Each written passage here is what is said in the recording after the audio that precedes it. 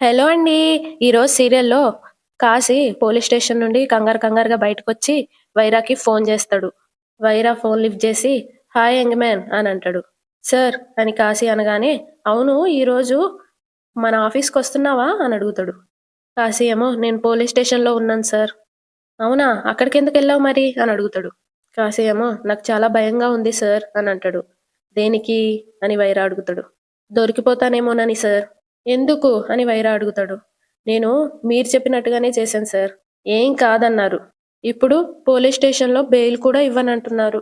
ఎవరిని చూసినా భయంగానే ఉంది సార్ అని అంటా ఉంటే వైరా ఎవరికో బెయిల్ రాలేదని నువ్వెందుకయ్యా భయపడతావు అని అడుగుతాడు. అప్పుడు కాశీ కార్తీక్ మా బావ. బావా అని వైరా అడుగుతాడు. అవును సార్. నేను వాళ్ళ చెల్లి భర్తని. అంటే సీఈఓ శ్రీధర్ అని అడుగుతాడు. మా మామయ్య గారు. వెంటనే వైరా మరి ఈ మాట ఇప్పటివరకు ఎవరు చెప్పలేదేంటయ్యా అని అనగానే కాశీ చెప్పాల్సిన అవసరం రాలేదు సార్ అని అనగానే ఇప్పటికైనా మంచి పని చేసావు. అయినా నువ్వేం బాధపడాల్సిన అవసరం లేదు. సీఈఓ శ్రీధర్ నీకు సొంత పిల్లనిచ్చిన మామయ్య ఉండి నిన్ను పిఏగా పెట్టుకొని నీ చేత గొడ్డి చాకరీ చేయిస్తున్నాడంటే అతన్ని అరెస్ట్ చేయడంలో తప్పేం లేదు. ఇప్పుడు చెప్తున్నాను. హ్మ్, నువ్వు మంచి పనే చేసావు. నీలాంటి టాలెంట్ పర్సన్‌కి, జీనియస్‌కి పిఏ పోస్ట్ ఇచ్చి కాళ్ళ కింద పెట్టుకోవాలి అనుకున్నాడంటే ఇది క్షమించరాని నేరం. ఆ నేరానికి నువ్వు ఈ విధంగా ప్రతీకారం తీర్చుకోవాల్సిందే అని అనగానే కాశీ మీరేదో చిన్న వార్నింగ్ లాంటిది అంటే అప్పుడు సరే అన్నాను కానీ ఇప్పుడు చాలా భయంగా ఉంది సార్ అని అంటా ఉంటే వైరా ఎందుకయ్యా భయపడ్డం? కల్తీ ఫుడ్ తిన్నోళ్ళు ఎవరైనా చనిపోయారా? లేదు సార్. పోనీ నీ పేరెవరైనా చెప్పారా? లేదు సార్. మరెందుకయ్యా వణికిపోతున్నావు? నువ్వైతే మీ మామగారిని సరైన దెబ్బ కొట్టావు. ఈ దెబ్బతో అతనికి సీఈఓ పోస్ట్ పోతుంది అని అనగానే కాశీ మరి బెయిల్ అని అంటాడు. బెయిలు అంటావేంటయ్యా? ఇదేమైనా మర్డర్ కేసా? ఏదో కల్తీ కేసు. ఈ రోజు కాకపోతే బెయిల్ రేపొస్తుంది. నువ్వు అనవసరంగా కంగారు పడి నా పేరు చెప్పకు, నువ్వు బయటపడకు. నష్టం నీకే. ఇప్పటి వరకు అంటే అంతా బయటోళ్ళు అనుకున్నాను. మీ మామగారనే తెలిసాక నువ్వేం తెలియకుండా కామ్గా ఉండడమే మంచిది. బయటపడ్డావో హ, నా సంగతి తర్వాత. నిన్ను ఇంట్లో నుండే తరిమేస్తారు. ఆ ఇంకా మీ బావ కార్తీక్ గురించి నీకంటే నాకే బాగా తెలుసు. అందరూ చేయి చూసి జాతకం చెప్తారు. కానీ మీ బావ కళ్ళు చూసే జాతకం చెప్తాడు అని అనగానే కాశీ మీరు నన్ను ఇంకా భయపెడుతున్నారు సార్ అని అంటాడు. భయం కాదయ్యా, జాగ్రత్త చెప్తున్నాను. నిన్ను ఒకడు ఇబ్బంది పెట్టాడు. వాడు మీ మామగారైతే ఏంటంట? ధైర్యం చేసావు, విముక్తి దొరికింది. రేపటి నుండి నువ్వు నా కంపెనీలో జనరల్ మేనేజర్వి. ఇంకా నిన్ను ఎవ్వరూ ఏమీ చేయలేరు అని అంటా ఉంటే కాశీ అది కాదు సార్ అని అంటాడు. అరే మై డియర్ యంగ్ మ్యాన్, ఇది చాలా చిన్న కేసయ్యా. 2 రోజుల్లో మీ మామగారు ఇంటికొస్తారు. ఓకేనా? ఎవ్వరి గురించి ఆలోచించకు. ఇక్కడ ఎవ్వరి స్వార్థం కోసం వాడే బతుకుతున్నాడు. నీకిది తర్వాత అర్థమవుతుంది. అది కాదు సార్ నేను చెప్పేదేంటంటే అని కాశీ అనగానే నన్ను పోలీస్ స్టేషన్ దగ్గరికి రమ్మంటావా? అరే చెప్పు రమ్మంటావా అని అంటా ఉంటాడు. ఇక్కడ కాశీ భుజాల మీద కార్తీక్ వచ్చి చెయ్యేస్తాడు. కాశీ టెన్షన్ పడిపోయి వెంటనే ఫోన్ కట్ చేస్తాడు. ఎవరు ఫోన్లో అనగానే మా ఫ్రెండ్ బావా అని కాశీ అంటాడు. అది చెప్పడానికి నువ్వెందుకు ఇంత టెన్షన్ పడుతున్నావు అనగానే మామయ్య గారికి బెయిల్ ఇవ్వనన్నారు కదా బావా అని అంటాడు. కార్తీక్ ఏమో బలమైన సాక్ష్యం చెప్పావు కదా. ఏమైంది కాశీ నీకు? మా నాన్న నీతో ఎప్పుడో మాట్లాడిన మాటల్ని రికార్డ్ చేయాల్సిన అవసరం ఏముంది?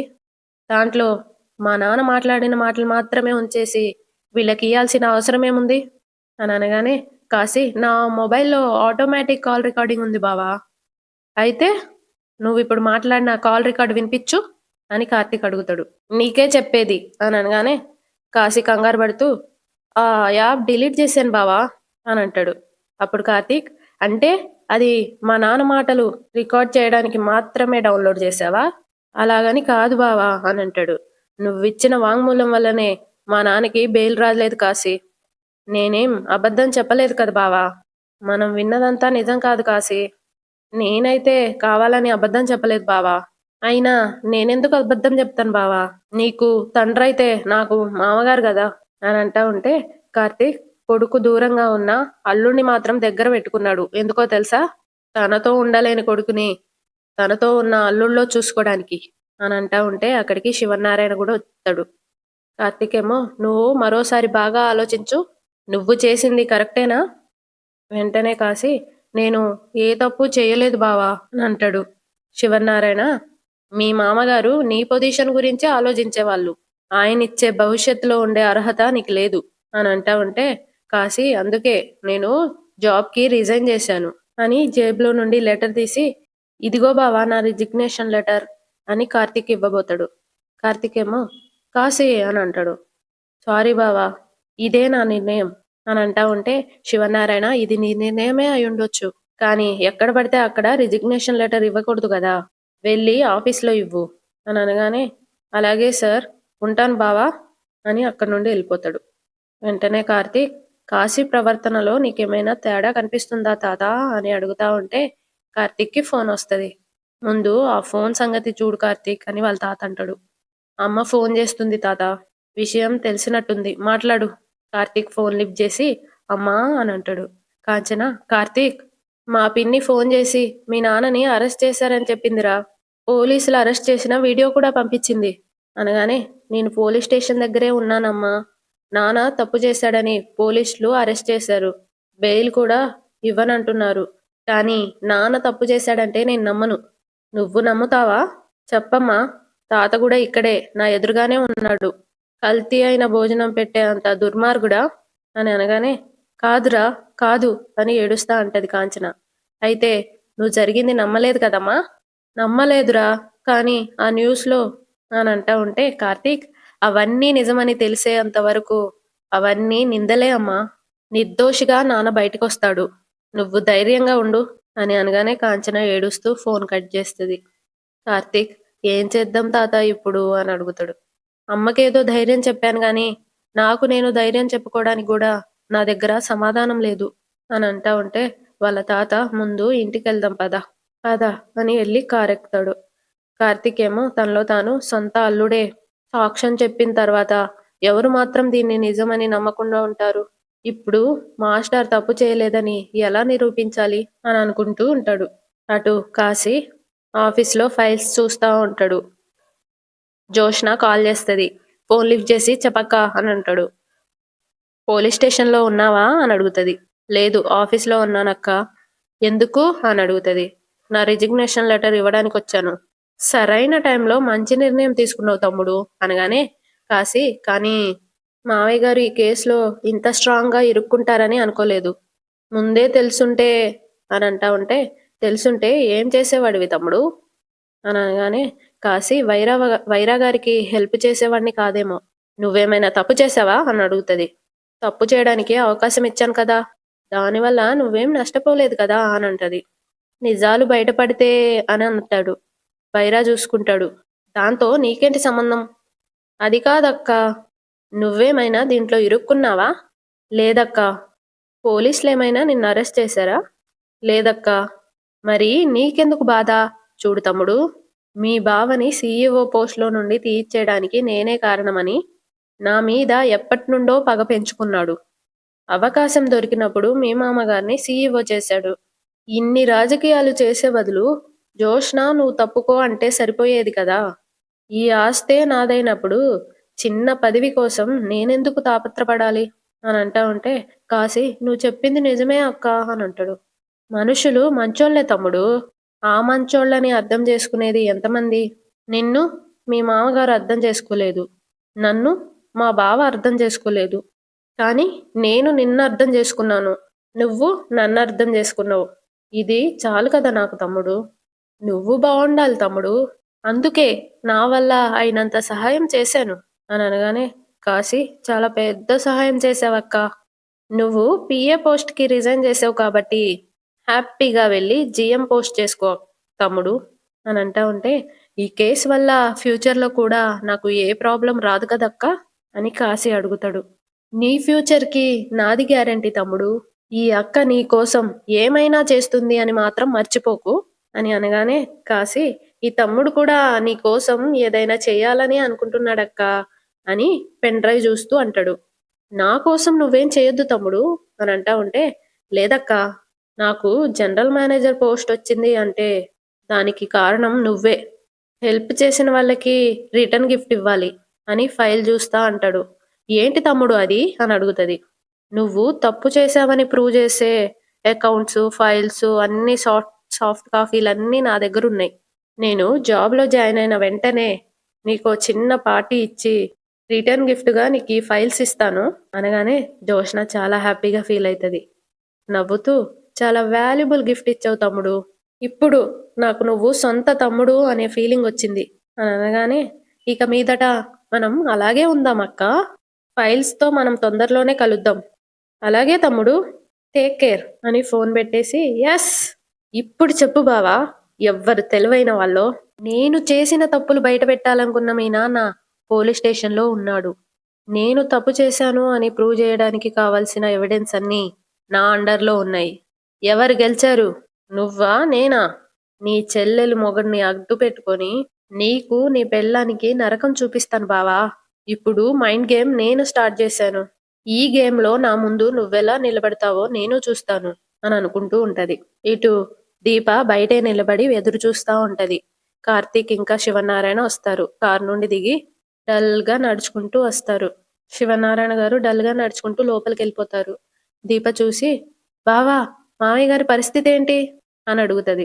కార్తీక్ ఏం మాట్లాడకుండా వెళ్ళి ఒక దగ్గర కూర్చొని బాధపడతా ఉంటాడు. అడిగింది నిన్నే బావా అని అనగానే కార్తీక్ లేచి, అత్త మామయ్య వచ్చారా అని అడుగుతాడు. ఇంకా రాలేదు బావా, టెస్ట్లు అవి చేయాలి, టైం పడుతుందేమో. సరే నేను ఒకసారి హాస్పిటల్కి వెళ్ళొస్తాను అని వెళ్తా ఉంటే దీప ఆపి, మామయ్యకి ఎలా ఉందని అడుగుతుంటే హాస్పిటల్కి వెళ్తా అంటావేంటి? ఏం చెప్పాలో అర్థం కాక తలు పట్టుకొని కూర్చున్నాను దీప. మీ అమ్మేమో హాస్పిటల్లో ఉంది, మా నాన్నేమో పోలీస్ స్టేషన్లో ఉన్నాడు. టెస్ట్ రిపోర్ట్స్ వచ్చిన తర్వాత ఏ వార్త వినాల్సి వస్తుందో అని భయంతో మా నాన్నని విడిపించడానికి పోలీస్ స్టేషన్కి వెళ్ళాను. బెయిల్ కూడా ఇవ్వనన్నారు అని అనగానే, బెయిల్ కూడా ఇవ్వనేనంత తప్పు మామయ్య గారు ఏం చేశారు? మా నాన్న ఏ తప్పు చేయలేదని నువ్వు నేను నమ్మితే సరిపోద్ది దీపా. చట్టం కూడా నమ్మాలి. నిజం చెప్పాలంటే ఏం జరిగిందో మా నాన్నకు కూడా తెలియదు. ఫుడ్ కల్తీ జరిగింది. ఆ తిన్నవాళ్ళు అస్వస్థకు గురయ్యిర్రు. పోలీస్ స్టేషన్లో కంప్లైంట్ ఫైల్ అయింది. ఎవరో చెప్పినట్టు నేరుగా పోలీసులు మా నాన్న దగ్గరికే వెళ్ళారు. నిజానికి పోలీసులు రావాల్సింది చైర్మన్ దగ్గరికి. అది ఇష్టం లేని నాన్న నింద తన మీదేసుకుని అరెస్ట్ అయ్యాడు. కానీ చూసే వాళ్ళకి అలా లేదు. ఏదో తప్పు చేశాడు కాబట్టే అరెస్ట్ అయ్యాడు అన్నట్టుంది. ఆ కల్తీ ఫుడ్కి ఎఫెక్ట్ అయిన వాళ్ళు హాస్పిటల్లో ఉన్నారు. తాత నేను వచ్చేటప్పుడు వాళ్ళని చూసొచ్చాం. అందులో ఒకటి కండిషన్ సీరియస్గా ఉంది. అందుకే బెయిల్ ఇవ్వము అన్నారు. పొరపాటున ఎవరికైనా ఏమైనా జరిగితే ఏం జరగదు, ఏం జరగకూడదు అని అంటా ఉంటే దీప కూర్చొని ఏడుస్తుంది. ఇదిగో నువ్వు ఇలా ఏడుస్తావనే జరిగిందేది నీకు చెప్పకూడదు అనుకున్నాను. ఏంటి బావా, మనిద్దరికి ఒకేసారి ఇలా జరిగింది. నేను మా అమ్మ గురించి బాధపడాలా, మావయ్యకి ఏం కాదు అని నిన్ను ఓదార్చాలా? నా కన్నీళ్లు తుడుచుకోవాలో నీ కన్నీళ్లు తుడవాలో నాకు అర్థం కావడం లేదు బావా. దీనంతటికీ కారణం ఎవరు బావా? తెలియదు దీప. కాశీ ఎప్పుడు పక్కనే ఉంటాడు కదా బావా. మామయ్య ఏ తప్పు చేయలేదని చెప్పలేదా? కార్తికేమో తనలో తాను మా నాన్న తప్పు చేశాడని సాక్ష్యం చెప్పిందే వాడు. అది కూడా చెప్తే నువ్వు తట్టుకోలేవు దీపా అని తనలో తాను అనుకుంటూ ఉంటాడు. దీప, మాట్లాడవేంటి బావా? ఏం మాట్లాడాలో అర్థం కావట్లేదు దీపా. దీనంతటికీ కారణం నేనే బావా. నువ్వేం చేశావు దీపా అని అడుగుతాడు. ఫుడ్ ట్రక్ గురించి చెప్పింది నేనే కదా బావా. చెప్తే తప్పు నీదైపోతుందా దీపా? రోడ్డు మీద ఇలాంటి ఫుడ్ ట్రక్కులు వేలల్లో ఉన్నాయి. కానీ వాటికి మనకి తేడా ఏంటో తెలుసా? బ్రాండ్. జోష్నా రెస్టారెంట్స్కున్న వాల్యూ పోగొడితే సక్సెస్ అండ్ ఫెయిల్ అయ్యే వాళ్ళు కూడా ఉంటారు. వెంటనే దీప, మామయ్య గారికి ఎవరైనా శత్రువులు ఉన్నారా బావా అని అడుగుతుంది. ఏమో తెలియదు దీపా అని అంటాడు. మరి ఇప్పుడు మామయ్య గారిని ఈ కేసు నుండి ఎలా బయటికి తీసుకొస్తావు? అది కూడా తెలియదు బావా. అత్తయ్య గారికి ఈ విషయం తెలుసా? అందరికీ తెలుసు దీపా, స్వప్నకు కూడా చెప్పాను. మామయ్య గారిని అరెస్ట్ చేశారని కాశీ పోలీస్ స్టేషన్ దగ్గరే కూర్చొని బాధపడుతూ ఉంటాడు కదా బావా. ఇంకెలా తెలుస్తుంది? చెప్పాను దీపా, వెళ్ళాడు అని కన్నీళ్లు పెట్టుకుంటూ, మనం లోపలికి వెళ్దాం పద. దీప తల పగిలిపోతుంది. స్ట్రాంగ్గా కాఫీ పెట్టివ్వు అని అంటా ఉంటే, తాతయ్య గారు అలా వెళ్ళిపోయారేంటి బావా అని అడుగుతుంది. ఇది జరిగిన దగ్గర నుండి ఆయన ఏం మాట్లాడటం లేదు.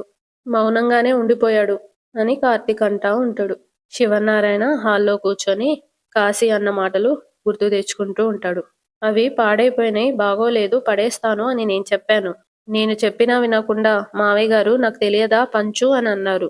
నువ్వేమనుకున్నా ఇదే నిజం బావా అని అంటాడు కదా కాశీ. ఆ మాటల్ని గుర్తుకు తెచ్చుకుంటూ ఉంటాడు. అక్కడికి ఆఫీస్ నుండి ప్రభాకర్ అనే అతను కంగారుగా వస్తాడు. శివనారాయణని సార్ సార్ అని అంటా ఉంటాడు. శివనారాయణ లేచి, ఏమైంది ప్రభాకర్? నాకు తెలిసిందిలే, నేను చూసుకుంటాను అని అంటా ఉంటే, అది కాదు సార్ అని అంటా ఉంటే అక్కడికి అందరూ వచ్చేస్తారు. ప్రభాకర్ ఏమో, మన రెస్టారెంట్ మీద ఫుడ్ సెక్యూరిటీ ఆఫీసర్స్ రైడ్ చేశారు సార్ అని అంటారు. శివనారాయణ, జోష్న, పారు, దీప, కార్తీక్ అందరూ షాక్ అవుతారు. ప్రభాకర్ ఏమో శాంపిల్స్ తీసుకొని ఫుడ్ కల్తీ అవ్వడం నిజమేనని సర్టిఫై చేసి భారీగా ఫైన్ వేశారు సార్ అని అనగానే పారు, గోయిందా గోయిందా, ఈ ఇంటి అల్లుడు మొత్తానికి ఈ ఇంటికే మొగుడయ్యాడు. శివనారాయణ పారిజాతం అని అంటా ఉంటే, మీ కూతురు జీవితాన్ని నాశనం చేశాడు, మీ కంపెనీ భవిష్యత్తుని నాశనం చేశాడు అని అంటా ఉంటే శివనారాయణ, ప్రభాకర్ నువ్వు వెళ్ళు, నేను మాట్లాడతాను అని అంటాడు. ప్రభాకర్ వెళ్తూ వెళ్తూ కార్తీక్తో, అంతా అయిపోయింది సార్, ఏదీ కాపాడలేకపోయాను, మన అదృష్టానికి ఎవరి దిష్టి తగిలిందో ఏంటో అని అనేసి అక్కడి నుండి వెళ్ళిపోతాడు. పారు ఏమో, హ, నిండా ముంచింది ఇంటి అల్లుడైతే ఎవరి దిష్టో తగలడం ఏంటి అని అనగానే, దీప తప్పు చేయకపోయినా మా మామయ్య గారు తాతయ్య గారి గురించి ఆలోచించి నింద తన మీద వేసుకుని అరెస్ట్ అయ్యారు అని అంటది. వెంటనే పారు, ఇంకా నయ్యం, నా భర్త తప్పు చేసి మీ మామయ్య గారిని ఇరికిచ్చాడు అనలేదు అని అంటా ఉంటే జోష్న, కాసేపు ఉంటే ఆ మాట కూడా అంటుంది గ్రాని, వీళ్ళకి తప్పులు చేయడమే కాదు తప్పించుకోవడం కూడా తెలుసు అని అంటా ఉంటే కార్తీక్, ఇక్కడ తప్పులు చేసే మనుషులెవరో అందరికీ తెలుసు. ఇదే హాల్లో తమరు ఎన్నిసార్లు దోషిగా తలదించుకొని నిలబడ్డారో చెప్పమంటారా అని అంటాడు. వెంటనే పారు, అవునరా, నా మనవరాలు తెలుసో తెలియకో ఏదో చిన్న చిన్న తప్పులు చేసింది, అంతేగాని మీ నాన్నలాగా మోసాలు చేయలేదు అని అనగానే దీప, మా మామయ్య గారు అన్ని మోసాలు చేసే మనిషే అయితే కంపెనీ బాధ్యతలు పెద్దయ్య గారు ఒప్పగించే వాళ్లే కాదు. ఎవరికి చెప్తున్నావే కథలు?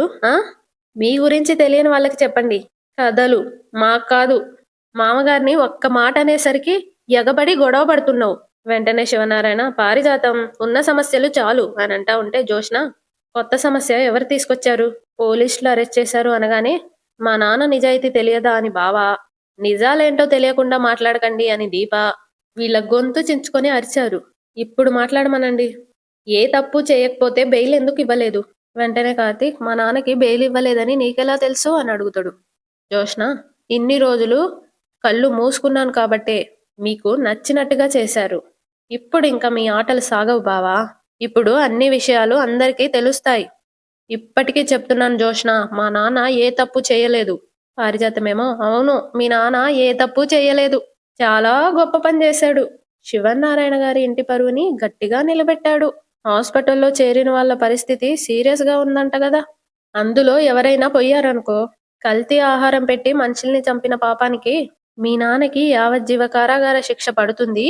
ఆ తర్వాత జోష్నా రెస్టారెంట్స్ మూతపడతాయి. శివనారాయణ గారి గౌరవ మర్యాదలు చరిత్రలో నిలిచిపోతాయి.